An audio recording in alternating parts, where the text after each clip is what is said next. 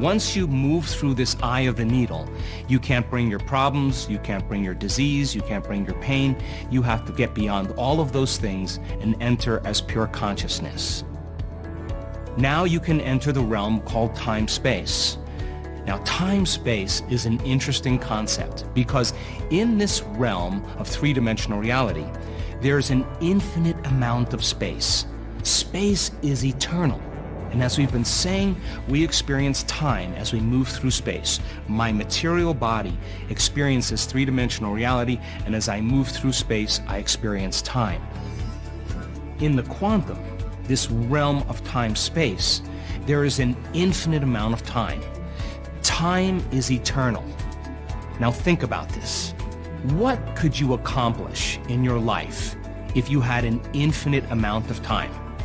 If time was eternal, you could get everything done you needed to get done, and many more things as long as you can think of them, as long as you could come up with a new possibility.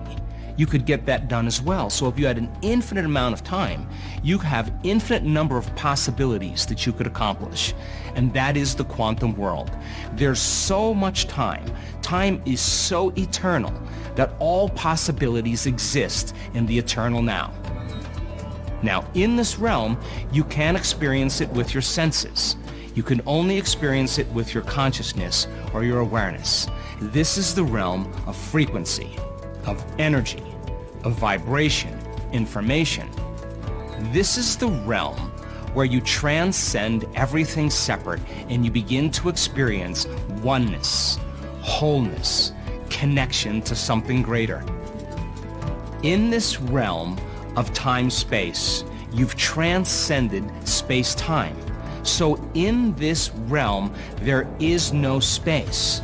Now, if there is no space, then I can't move from one point of consciousness to another point of consciousness, which means there is no time. In fact, it is beyond space and time. There's one long present moment. Now, when you create from the field instead of from matter, you can exert greater effects on the nature of reality. So if you're in the realm of thought and there's no separation, then every single thought that you think has a frequency. So if you're thinking thoughts that are connected to emotions like anger or frustration or pain or suffering or guilt, those thoughts produce a slower frequency. And because they produce a slower frequency, that causes us to feel more like matter and less like energy. And we have to, in this realm, manage our thoughts and our awareness. Every single emotion produces a frequency. And the slower the frequency, the slower the vibration, the slower the outcome in manifesting three-dimensional reality. The faster the frequency, the more elevated the emotion, the closer we are getting to the unified field. And what we tell our student body to do is to tune into a frequency of wholeness and oneness. Become more aware of it. Stay connected to it moment by moment by moment. As they begin to open their awareness and tune into this frequency, once they can feel it, once they can experience it, once they can become more aware of it, every time they have an experience of it, they begin to lay down circuits in their brain to begin to perceive more of it the next time.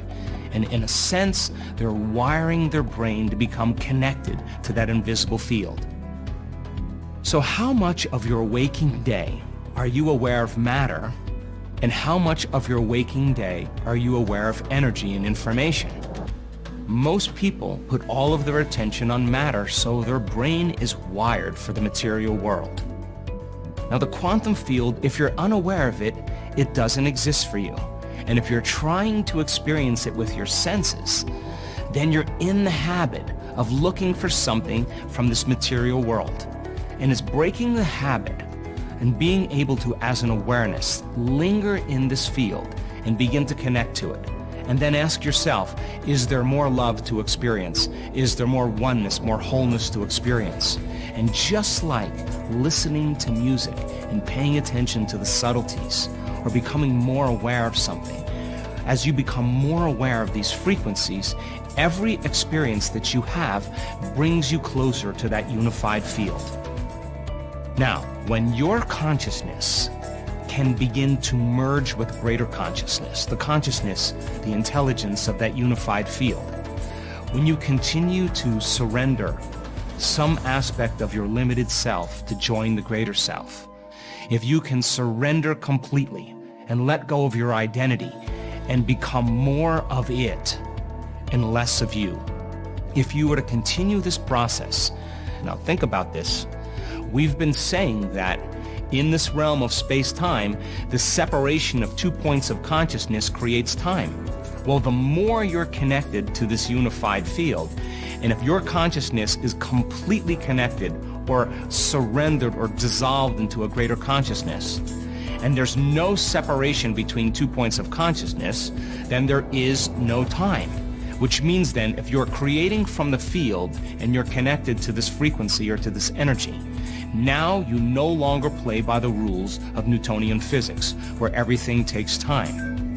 Now you're playing by the quantum. And if you're creating from that energy called source energy, from the unified field that is connected and organizing everything material, then you can exert greater effects on the nature of reality. And now, when you're connected and you're creating from the field, you're no longer trying. You're no longer wishing, you're no longer wanting, you're no longer hoping. You feel so whole. You feel like it's already happened. And if you're creating from the field instead of from matter, now you're beginning to warp space and time, and the event comes to you. And all you have to do then is create a vibrational match between your energy and some potential in the quantum field, and it only requires 2 things: a coherent brain and a coherent heart. Now, if every thought has a frequency, and you're creating from lower frequencies, then you're creating from duality or polarity. Once you get energy into your heart, and we said all along that this is the center that connects you to the field, once the heart begins to beat in a coherent way, you start feeling connected to something greater. Now, if you can create a clear intention with a coherent brain, that's the signal that you're sending out. Now, every thought has a frequency, so if you're beginning to create with the frequency of falling in love with your creation, feeling grateful that it's already happened, beginning to bond and connect with your future, if the feeling draws the event back to you, as long as you can bond and connect to that emotion in your heart, you begin to draw the experience to you. So if this is the realm where all possibilities exist, if this is the realm where there's an infinite amount of time, and you can merge your consciousness with a greater consciousness and create from the field instead of from matter, then you can become the consciousness of anyone. You can have any body. You can live anywhere. You can own anything, and you can be in any time. And since all possibilities exist in the eternal now, there is no past, there is no future, there is the eternal present moment.